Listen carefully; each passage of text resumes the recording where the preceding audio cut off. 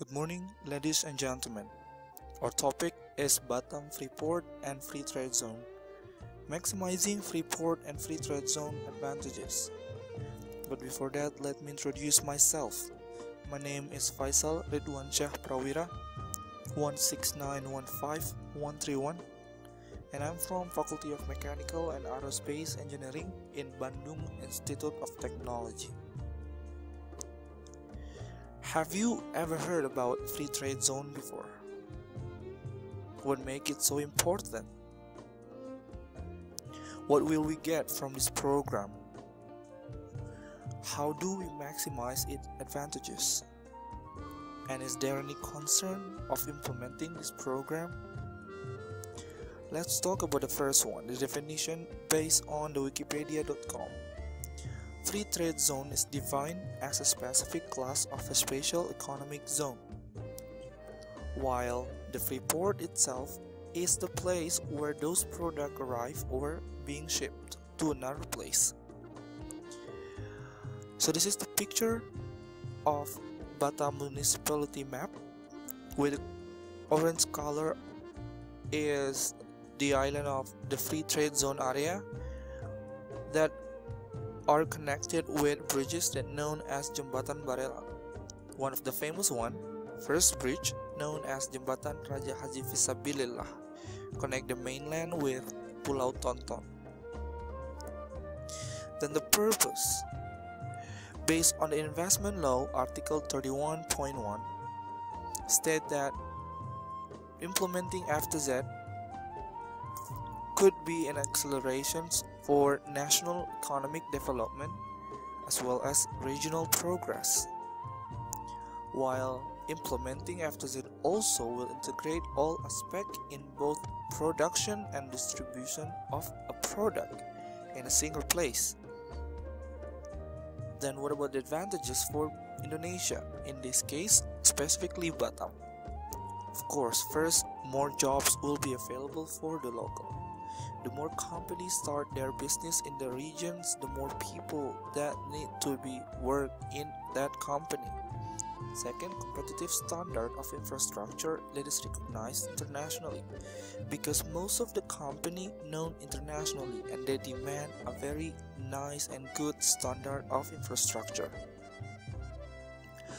Third, growing market inside the FTZ area because of the growing number of consumers that majority are workers. Fourth, definitely booster for both regional and national economy. So this is the table of Batam economy from 2010 until 2014, taken from the bpbatam.go.id. Look at the point number 3, says the foreign investment cumulative, or we can say how much money being invested in the region in US billion dollar. 1 year after being implemented in 2010, almost 6 billion US dollar have come to the region. Then 5 years later, on 2014, it increased 2.2 US billion dollar to 8.2 US billion dollar. This is the picture of Jodoh Nagoya and Baloi shopping center. This is the place where you can find the very cheap electronic devices that you have heard in Kaskus earlier. Then what about the advantages for the businessman, the one that set their business in the region? First one, definitely the strategic location, because it's only 20 kilometers from the Singapore and 45 minutes by boat, making Batam a paradise for the company to start their business in the region. Second, definitely all the goods that being ordered by the company will be free from import duties, sales tax, VAT, tax on luxury goods, divergence and customs. Third, Batam has more modern infrastructure than other areas of Indonesia. 4, a lot of skillful cities workforce with well educated, definitely.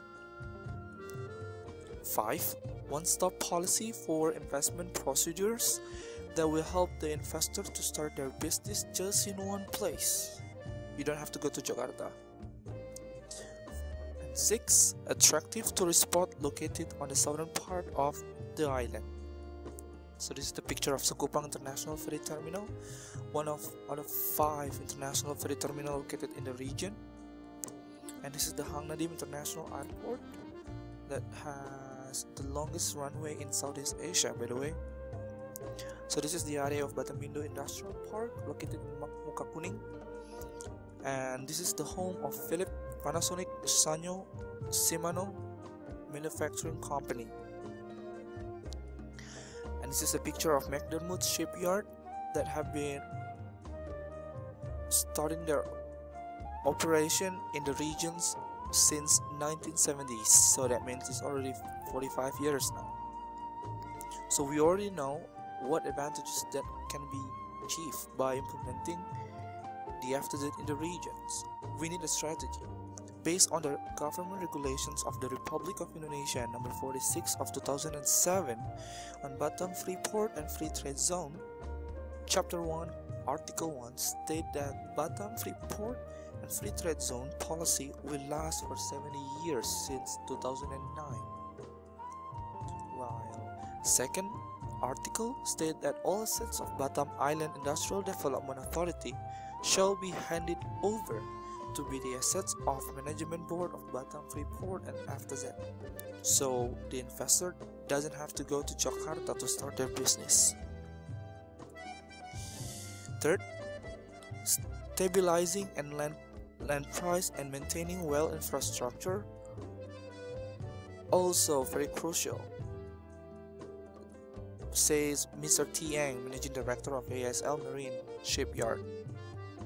Fourth, free of value-added tax and local service tax for most qualified transactions to enter goods or service into Batam.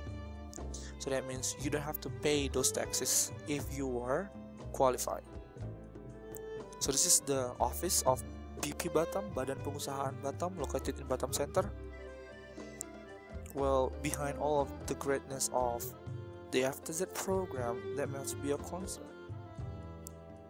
Mr. Tan state that Indonesia ought to be its natural market, but Batam is strictly an export zone, and there's a firewall between them. He saying that Batam couldn't be a natural market, couldn't be a market of the product that being manufactured on the region, because that is opposing the regulation itself. Then Mr. Li Fang says that it is mostly companies that set up shop on Batam. So he's worrying about the existence of local economy when most of the company are no longer operating in the region anymore. The last but not the least, definitely, minimum wages is getting higher every year. Then start your investment in Batam today. We will welcome you with a great hospitality.